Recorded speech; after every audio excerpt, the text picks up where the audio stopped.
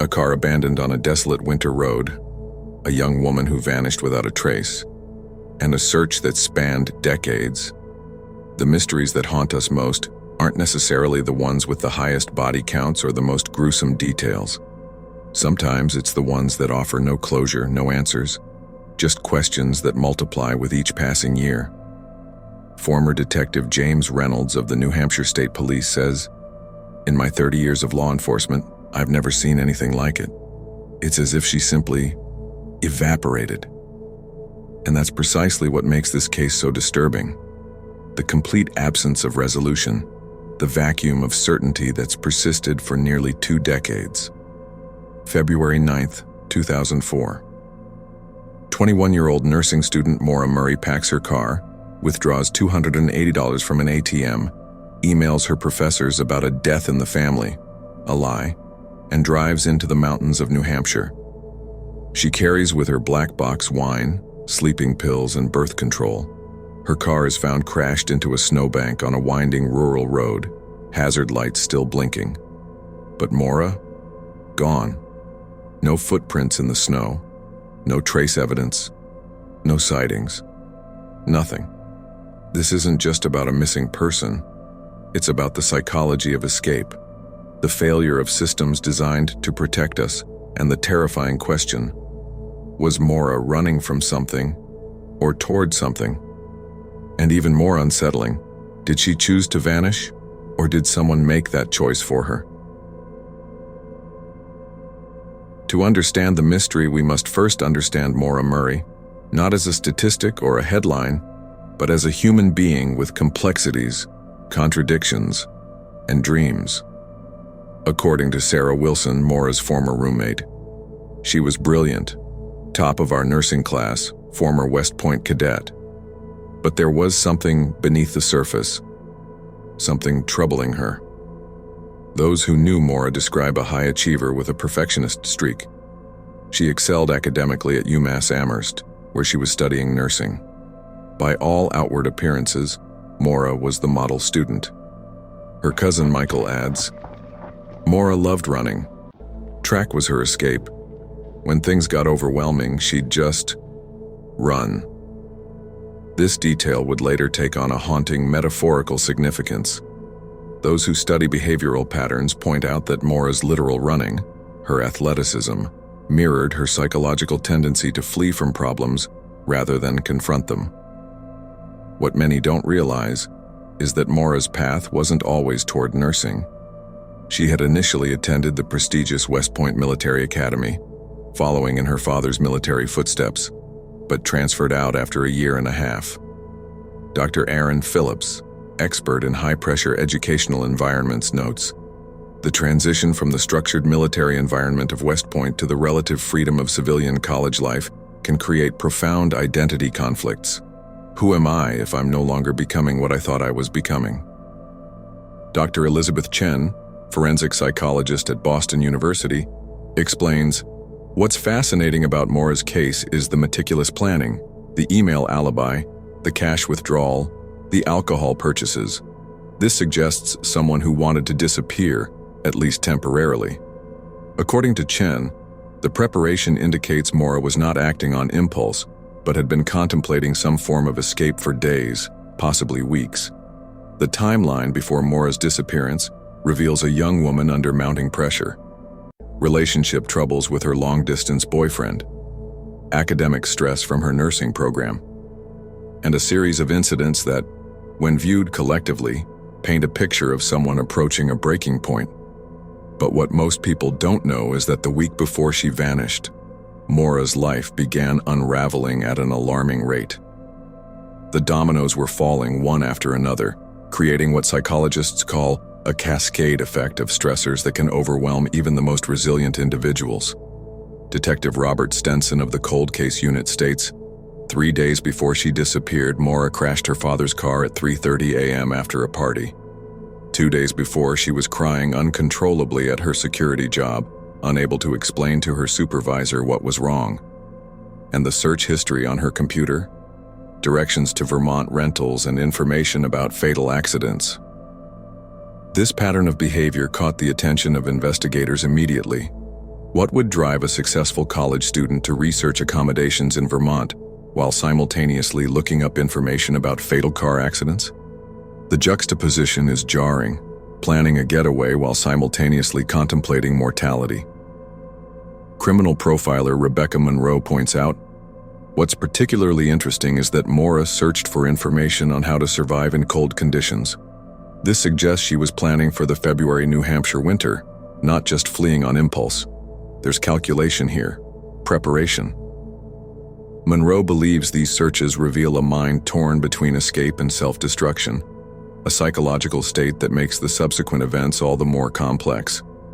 Dr. Thomas Grant, neuropsychologist with the Behavioral Analysis Unit, notes, "We're looking at classic avoidance behavior.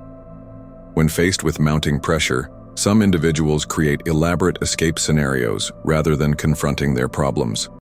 The human mind can reach a point where disappearing seems like the only logical solution to overwhelming circumstances." And Maura's circumstances were indeed becoming overwhelming. Credit card debt, academic pressure, the recent car accident, a strained relationship. It was as if her carefully constructed life was beginning to fracture along multiple fault lines simultaneously. The police dispatch recording from that night remains one of the few concrete pieces of evidence. We have a report of an accident, Route 112 at the Weathered Barn corner. What happened in the minutes after that call would become one of the most scrutinized timeframes in modern missing persons history. Witness Butch Atwood told investigators, "I offered to help her call the police. She begged me not to. She seemed afraid." This detail has fueled endless speculation. Why would someone who had just been in an accident refuse help? Was it simple fear of getting a DUI, as some have suggested? Or was there something or someone she feared more? Bus driver Butch Atwood, the last known person to see Maura, recalled, "There was no slurring of speech, no indication of injury. She just didn't want help. And then minutes later, when I returned with the police, she was gone." Police arrived approximately 10 minutes after Atwood left Maura at her car. In that narrow window of time, she vanished completely. This 10-minute window has become the central focus of the investigation. Detective Gregory Walsh, who reviewed the case in 2012, explains, "In rural New Hampshire in February, with temperatures below freezing, your options are limited. You either got into another vehicle, or you somehow managed to travel on foot without leaving tracks. Neither scenario is particularly comforting." Search coordinator Captain Lisa Daniels explains, "Within minutes of police arrival, dogs lost her scent. It was as if she disappeared into thin air. No footprints leading into the woods, no evidence of pickup. Nothing. The dogs traced Maura's scent 100 yards east of the accident site before losing it completely, a detail that suggests she may have gotten into a vehicle." The lack of physical evidence has been both puzzling and frustrating for investigators. No blood evidence in or around the car. No signs of struggle. The car was locked with her belongings still inside. The wine bottle was cracked, but otherwise, the scene appeared almost staged. Too clean, too ambiguous. For her family, the agony of not knowing has lasted nearly 2 decades. Each passing year brings new theories but few answers. The psychological toll of ambiguous loss, a disappearance without resolution, is devastating in ways that differ from confirmed death. Her sister Julie Murray has said, "The worst part is imagining the scenarios. Was she taken? Did she start a new life? Is she out there somewhere watching us search for her? Every time the phone rings, there's that split second where you think, could this be it? Could this be Maura?" This perpetual state of uncertainty creates what psychologists call frozen grief, mourning that cannot progress because there's no confirmation of what happened. Dr. Marcus Winters, forensic psychologist and profiler, observes, "Cases like Maura's reveal how fragile our sense of security is. We want to believe people don't just vanish, that there's always an explanation. But sometimes the most disturbing possibility is that someone chooses to disappear. This notion, that a person can simply step out of their life, challenges our fundamental understanding of identity and connection. But not everyone believes Maura chose to disappear. Former FBI behavioral analyst Samantha Reynolds argues, the items left in her car, including her debit card, phone charger, and favorite jewelry, suggest this wasn't a planned permanent disappearance. People who intentionally vanish typically take personal, meaningful items with them. Reynolds believes the evidence points more toward foul play than voluntary disappearance. Detective Sandra Morgan of the FBI's Missing Persons Unit reveals, recently uncovered cell phone data suggests Maura may have had communication with someone we haven't identified, a potential accomplice, or something more sinister. This digital breadcrumb trail, incomplete as it is, offers one of the few new leads in a case that has otherwise gone cold.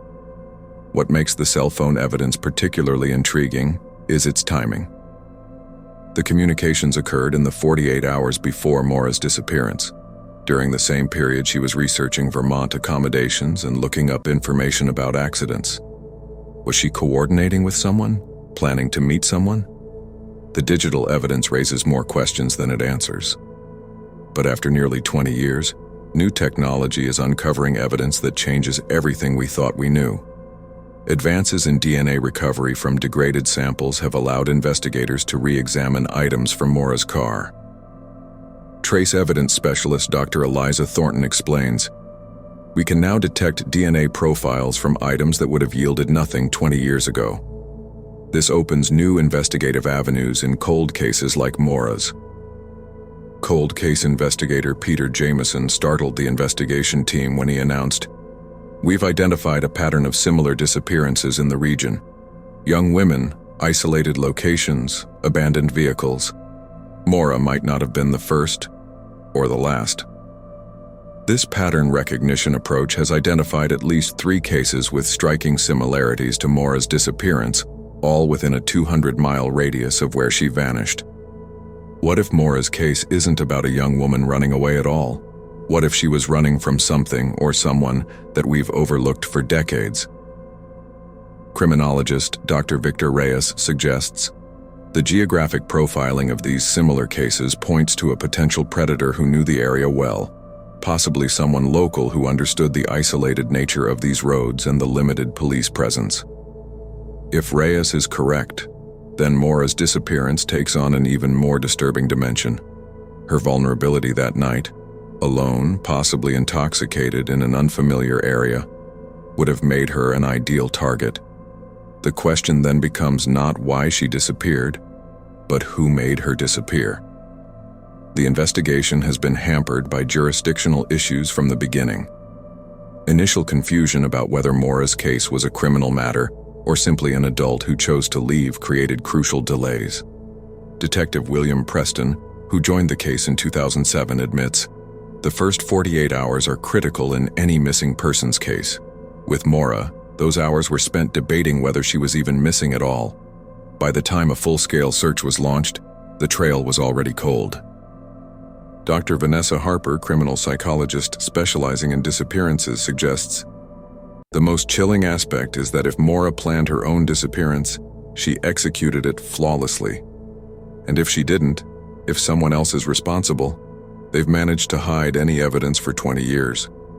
This dichotomy, perfect escape versus perfect crime, lies at the heart of why Maura's case continues to fascinate and disturb. In the silence of a New Hampshire winter night, what really happened to Maura Murray? Was it a successful escape from a troubled life, or did someone ensure she would never be found? The psychological profile developed by the FBI suggests multiple possibilities, each with its own disturbing implications. If Maura did choose to disappear, she would have needed resources beyond the $280 she withdrew. Survival expert Michael Torres notes, starting a new identity in America has become increasingly difficult in the post-9/11 era. Without substantial cash reserves or connections to provide new documentation, maintaining a new identity long-term would be nearly impossible.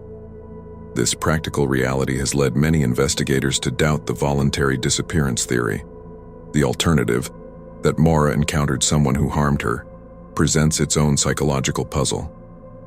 Criminologist Janet Rivera explains, opportunistic predators in rural areas typically have hunting grounds they know intimately. They understand the terrain, the lack of witnesses, the escape routes. If Maura encountered such a predator, it wasn't random. It was because she entered someone's carefully selected territory.